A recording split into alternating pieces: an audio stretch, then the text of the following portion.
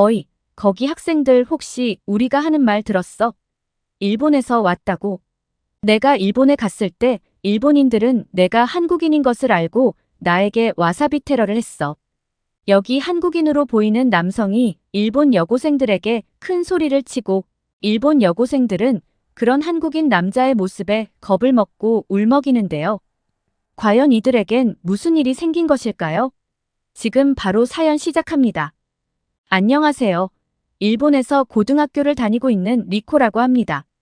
저는 일본에서 태어나고 자란 일본인인데 솔직히 말해서 한국에 대한 애정이 더 큰 것 같아요. 저는 학교에서 4명의 친구들과 항상 함께 다니는데 저와 친구들 모두 한국 문화와 한국 사람들을 정말 좋아해요. 사실 저와 친구들이 이렇게 친해진 이유도 한국 때문인데요. 저와 친구들은 모두 한국 음악과 드라마를 좋아하고 한국어를 배우는 데 관심이 있어서 자연스럽게 가까워졌어요. 그래서 저희는 한국을 사랑하는 모임에도 참여하고 있어요. 이 모임에서는 매주 한 번씩 모여서 한국어를 공부하고 한국 식당에 가서 맛있는 한국 음식을 함께 먹어요. 요즘 저와 친구들 사이에서 유행하는 건 다양한 한국 라면을 먹는 것인데요. 사실 일본은 국민 음식이라고 할 정도로 라면 가게들이 많아요. 각각 라면마다 독특한 요리법으로 많은 사랑을 받고 있고 오래된 라면집도 정말 많거든요. 게다가 일본은 인스턴트 라면을 만들어낸 종주국이기도 하죠. 저는 라면 가게에서 바로 끓여주는 라면을 좋아했지만 인스턴트 라면은 그렇게 좋아하지 않았어요. 그런데 한국 라면을 먹고 나니까 일본 라면은 생각도 나지 않을 만큼 한국의 매운 라면에 빠지게 되었어요. 일본 음식들은 보통 짭짤하고 단맛이 다양해서 매운 음식을 거의 먹어본 적이 없었거든요. 그래서 한국 라면의 매운맛은 저에게 완전히 새로운 경험이었어요. 먹을수록 매운맛에 익숙해졌고 그 매력에 푹 빠졌어요. 저와 친구들은 한국 라면에 대한 애정이 커지면서 다양한 한국 라면을 사 먹어보고 있어요. 한국의 매운 라면이 얼마나 인기가 있는지.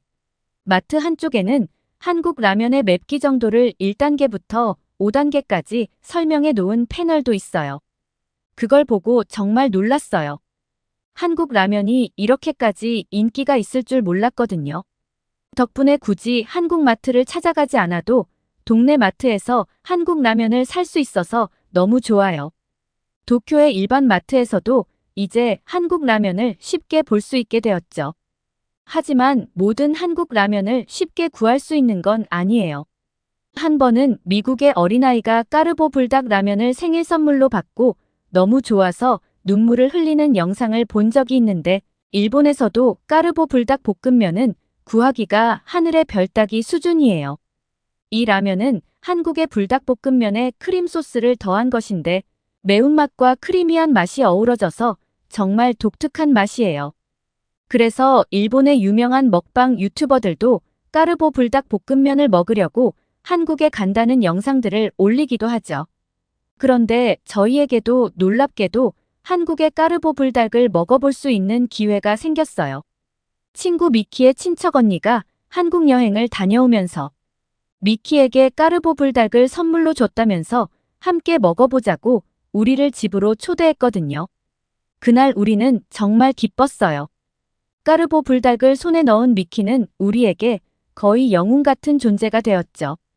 우리는 학교가 끝나자마자 미키의 집으로 모여서 까르보 불닭면을 먹어보기로 했어요.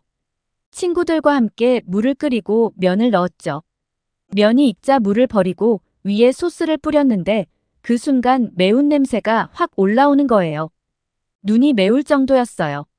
미키가 벌써부터 매운 것 같다며 놀랐어요. 우리는 빨간 라면을 잘 비벼서 한 입 먹어봤어요. 처음에는 그냥 괜찮았어요. 입안에서 느껴지는 크리미한 소스와 쫄깃한 면발이 잘 어우러져서 맛있었거든요. 그런데 몇 초 지나지 않아 갑자기 매운맛이 확 올라오는 거예요. 마치 혀 위에 불꽃이 튀는 것처럼 화끈했어요. 눈에서는 눈물이 나고 코에서는 땀이 흐를 정도로 매웠어요. 친구들 모두가 매운맛에 놀라 입을 벌리고 숨을 헐떡였죠. 특히 료코는 얼굴이 빨개져서 이거 사람이 먹는 거 맞아? 라고 말했어요. 류코는 매운 것을 진짜 잘 못 먹는 친구인데 까르보 불닭의 크리미한 맛보다는 매운맛이 너무 강해서 물을 마셔도 소용이 없다고 했어요. 마치 불이 붙은 것처럼 입안이 계속 화끈거린다면서 힘들어 하더라고요. 류코를 제외한 저와 친구들은 물을 마시고 우유를 마시면서도 그 매운맛을 이겨내려고 애썼어요. 어렵게 구한 한국 라면이라서 포기할 수 없었죠. 결국 우리는 그날 까르보 불닭 라면을 다 먹었어요. 마지막 한 입을 삼킬 때까지 매운맛이 사라지지 않았었죠. 라면을 먹으면서 류코는 너무 매워서 다시는 이 라면은 못 먹을 것 같다고 말했어요. 저 역시도 라면이 맵긴 했지만 이상하게도 그 매운맛이 점점 익숙해지면서 매력적으로 느껴지기 시작하더라고요. 그리고 며칠이 지나서 류코는 제게 밤에 전화해서는 그 매운맛이 또 먹고 싶다는 생각이 든다고 고백하더라고요. 그때의 화끈한 느낌과 크리미한 소스의 조화가 잊혀지지 않는다면서 말이죠. 그런데 저 역시도 그런 생각을 했었거든요. 그렇게 고생했는데도 또 먹고 싶다니 제가 이상해진 것 같았어요. 더 놀라운 건 저와 류코만 그런 것이 아니라 미키도 매운맛이 그립다고 했어요. 우리는 이 얘기를 하다가 너무 웃겨서 한참 웃었어요. 그 이후로 저희는 이제 한국 라면뿐만 아니라 다른 한국 음식에도 관심을 가지게 되었어요. 떡볶이, 김밥, 비빔밥 등 다양한 한국 음식을 자주 먹으러 갔어요. 그리고 한국 드라마나 예능 프로그램을 보면서 한국어 실력도 더 조금씩 늘었습니다. 방학이 가까워지던 어느 날 친구들과 함께 보던 유튜브 채널에서 한국 아이돌 영상을 보고 있었는데 미키가 이번 방학에 한국 여행에 가는 건 어떻냐고 대뜸 제안을 하는 거 아니겠어요? 사실 한국을 좋아하긴 했지만 학생 신분이기도 해서 한 번도 한국에 가볼 생각은 해본 적이 없는 나라였는데 미키의 제안에 저는 심장이 쿵쾅거렸어요. 게다가 미키는 한국에는 아이돌처럼 잘생긴 학생들이 많다고 했어요. 그렇게 친구들과 매일매일 한국에 대한 이야기를 하던 어느 날 저희는 결국 방학 때 한국 여행을 떠나기로 약속했어요. 그런데 문제는 과연 부모님이 허락해 주실지가 관건이었어요.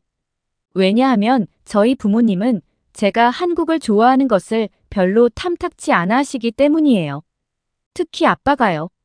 아빠는 일본에서 소설을 쓰는 작가이십니다. 아빠가 쓴 책이 서점의 베스트셀러 칸에도 여러 번 오를 정도로 유명하신데 책을 좋아하는 사람이라면 저희 아빠의 책도 읽어보셨을 거예요.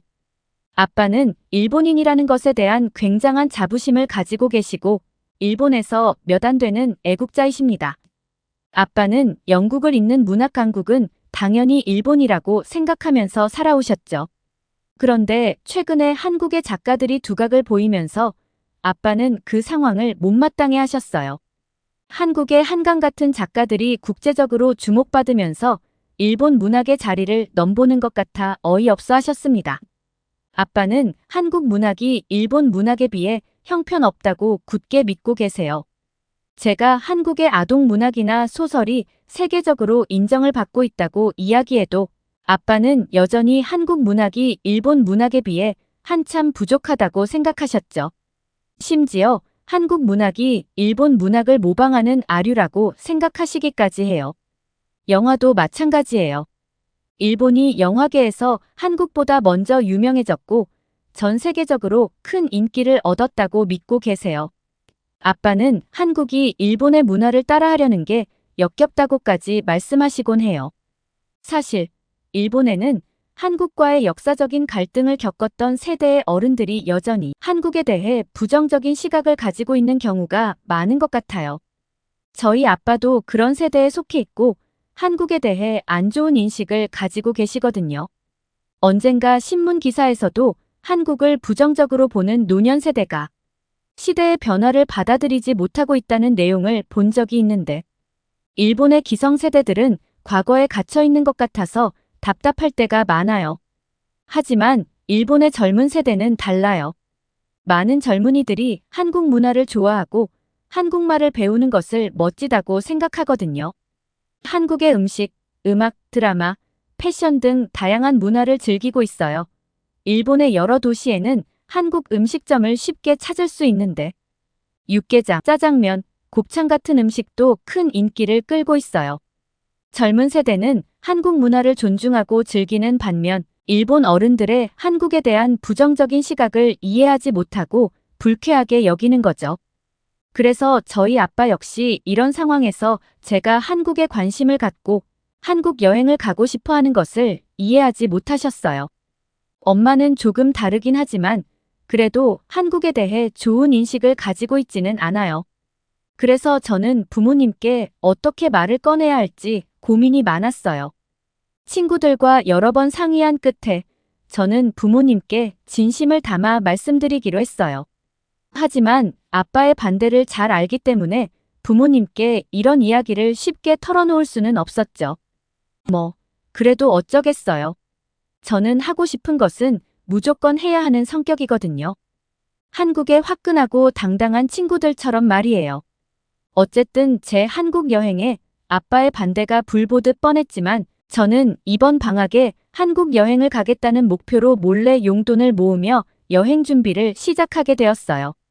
겨울 방학 때가 다가오면서 친구들과 함께 한국 여행을 다녀오겠다고 조심스럽게 부모님께 말씀드렸어요. 예상대로 아빠는 크게 화를 내시며 저에게 말씀하셨어요.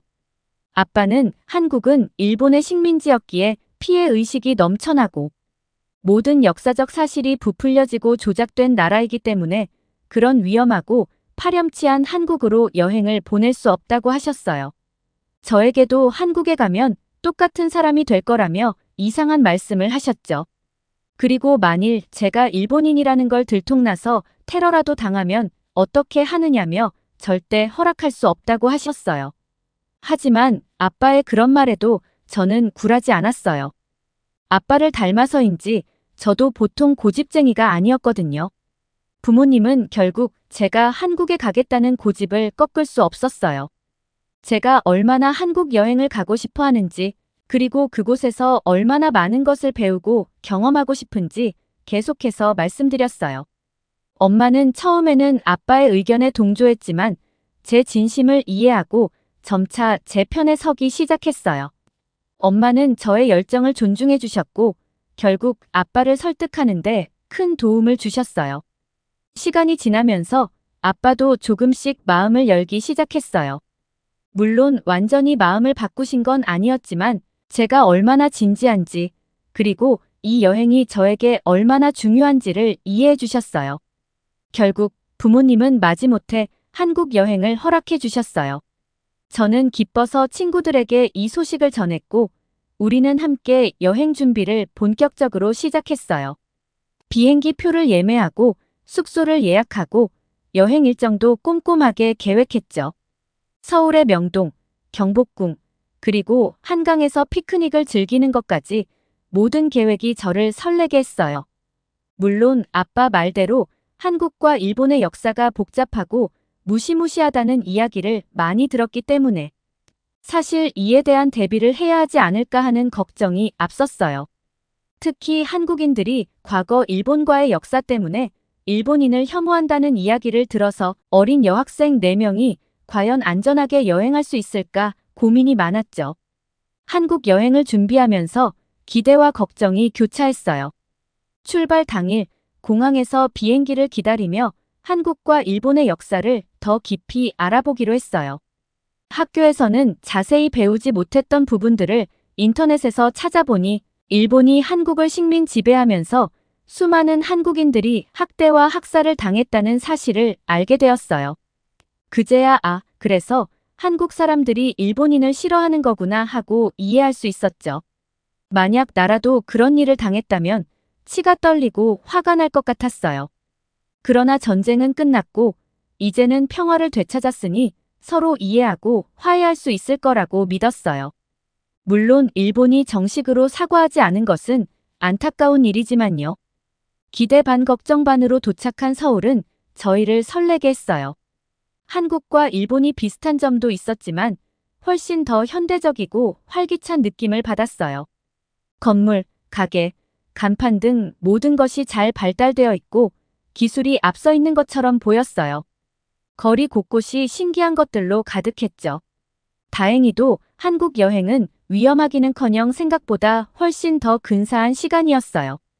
도착한 첫날, 우리는 한국의 전통 문화를 가장 먼저 체험해 보기로 했어요. 마치 일본에 온 외국인 관광객들이 청수사나 금각사, 은각사를 방문하듯이 말이에요. 저와 친구들은 경복궁을 방문해서 웅장한 궁궐과 전통 복장을 갖춘 경비병들을 구경했어요. 원래는 단순히 구경만 할 생각이었는데 다른 사람들이 한복을 입고 걷는 모습이 너무 아름다워서 저희도 결국 한복을 대여하기로 했어요. 한복을 입고 거리를 산책하는 것은 정말 색다르고 놀라운 경험이었어요. 한복을 입고 우아하게 걷는 모습을 영상으로 남기던 중 어느 외국인이 다가와서 사진을 함께 찍자고 요청했는데 알고 보니 제가 한국인인 줄 알고 요청한 거더라고요. 제가 한국인처럼 보였다니 정말 기뻤답니다. 자신감이 생긴 저는 SNS 인플루언서처럼 포즈를 취했고 외국인은 예쁘게 사진을 찍어줬어요. 친구들과 함께 한복을 입고 경복궁을 둘러보며 마치 옛날 시대의 공주가 된 것처럼 신나했어요. 경복궁을 구경한 후 배가 고파진 우리는 한식당에 들어갔어요. 일본에서 자주 주문했던 비빔밥, 불고기, 순두부찌개 등을 주문하며 한국에서 먹는 본토의 맛은 어떨지 설레는 마음으로 음식을 기다렸죠. 친구들과 사진 찍기에 정신이 없던 중 음식이 나오기 시작했어요. 비빔밥은 색색의 나물이 아름답게 배열되어 있었고 불고기는 윤기가 자르르 흐르며 먹음직스러웠어요. 순두부찌개는 고소한 두부와 얼큰한 국물이 어우러져 향긋한 냄새를 풍기고 있었죠. 한 입을 먹어보니 그 맛은 정말 놀라웠어요. 일본에서 먹던 한국 음식도 맛있었지만 본토에서 먹는 맛은 정말 깊고 진했어요. 친구들과 함께 음식을 맛보며 이 맛을 일본에서는 느낄 수 없었다는 것을 이야기하며 감탄을 금치 못했어요. 특히 순두부찌개의 얼큰함은 우리 모두의 입맛을 사로잡았죠. 그런데 그때였어요. 갑자기 옆 테이블에서 우스꽝스럽게 일본어를 따라하는 목소리가 들렸어요. 당황한 우리는 조용히 그 테이블을 바라보았죠. 그곳에는 4명의 건장한 한국 아저씨들이 앉아 있었고 그 아저씨들은 일본에 대한 비난을 쏟아내고 있었어요. 그들은 식당에 있는 TV에서 위안부 사건에 대해 사과하지 않는 일본 정부와 독도를 일본의 땅이라고 주장하는 기사를 보고 화를 내고 있었어요. 그중 한 아저씨는 작년에 일본에서 한 식당에 갔었는데 거기서 점원이 자신이 한국인이라고 얄밉게 대했다고 했어요. 그는 일본어로 최선을 다해 주문했는데도 점원이 그의 말투를 따라하며 불쾌한 태도를 보였고 음식도 형편없었다고 말했죠. 그래서 다시는 일본에 가지 않겠고 일본 사람과도 교류하지 않겠다고 큰 소리를 쳤어요. 비록 한국 아저씨가 말하는 것 전부를 알아들을 수는 없었지만 저는 오랫동안 친구들과 한국어를 공부해 왔기에 그들의 말을 대부분 알아들을 수 있었어요. 사실 그 아저씨들이 일본에서 나쁜 경험을 한 것에 대해 이해는 갔지만 저와 친구들이 일본인인 것을 알게 되면 혹시라도 위협적인 행동을 보일까 두려웠어요. 우리는 서로 눈빛을 주고받으며 조용히 대화를 나눴고 어떻게 해야 할지 고민하면서 최대한 주목받지 않으려고 노력했죠. 그리고 저는 최대한 일본인인 것을 들키지 말자고 친구들에게 속삭였어요. 그런데 그때였습니다. 일본에서 아빠의 전화가 온 거였어요. 전화를 받지 않으면 걱정하실 것 같아서 어쩔 수 없이 전화를 받게 되었고 자연스레 일본어를 쓰게 되었죠. 아빠와 한참 통화하는 동안 어디선가 따가운 시선이 느껴졌습니다. 아니나 다를까 그들이 우리 테이블을 주시하고 있었어요. 긴장감이 가득한 침묵이 흐르는 순간 갑자기 그 남자들이 일어나 우리 쪽으로 다가오기 시작했어요. 그 순간 아빠의 말씀이 떠올랐어요. 한국인들이 일본인에게 적대감을 가질지도 모른다는 그 말이요. 지금은 여자들끼리만 있는데 어떻게 해야 할지 겁이 나서 어쩔 줄 몰라 하고 있었는데 이윽고 그 남자 무리 중 한 명이 대표로 나와 제게 물었어요. 혹시 우리 이야기를 들었느냐고요. 저는 솔직하게 그렇다고 대답했죠. 그리고 떨리는 마음으로 그를 쳐다봤어요. 그런데 그가 갑자기 미안한 표정을 지으며 사과를 하는 게 아니겠어요? 미안합니다. 우리가 좀 심했네요. 일본에 대한 감정이 좋지 않다 보니 그렇게 말하게 됐어요. 라고 말씀하셨어요. 자기들은 현재 한국과 일본 사이에 해결되지 않는 과거사에 대해 안타까워 일본 정부를 비난한 것이라고 했어요. 그리고 일본에서 겪었던 일은 개인적인 경험일 뿐이며 한국을 방문한 일본인에게 비난하려던 것은 아니었다고 해명하셨습니다. 무엇보다 우리가 한복을 입고 있고 한국어를 유창하게 해서 일본인인 줄 몰랐다고 하더라고요. 다행히 한국의 아저씨들이 친절한 사과와 해명을 해주셔서 저와 친구들은 불안한 마음을 해소할 수 있었고, 친구들과 저는 아저씨들의 사과를 받아들인 후 다시 편안한 마음으로 식사를 이어갔어요. 놀란 료코는 아까 너무 무서웠다면서 눈물이 찔끔 났었다네요. 그런데 조금 후 한국 아저씨들이 다시 식당으로 들어와서는 우리에게 바나나 우유 4개를 건네주시더라고요. 그러면서 외국인들이 한국에 오면 많이 사 먹는 거라는데 한번 맛보세요 라며 웃어주시는데 그 미소가 정말 따뜻했습니다. 저와 친구들은 한국 아저씨들의 따뜻한 호의에 감사하며 바나나 우유를 맛있게 마셨어요.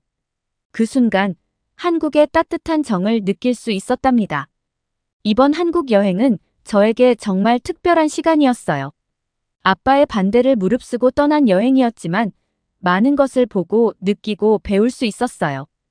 두 나라 사이에는 여전히 아픈 과거가 있지만 서로를 이해하고 배려하는 마음이 중요하다는 것을 깨달았죠.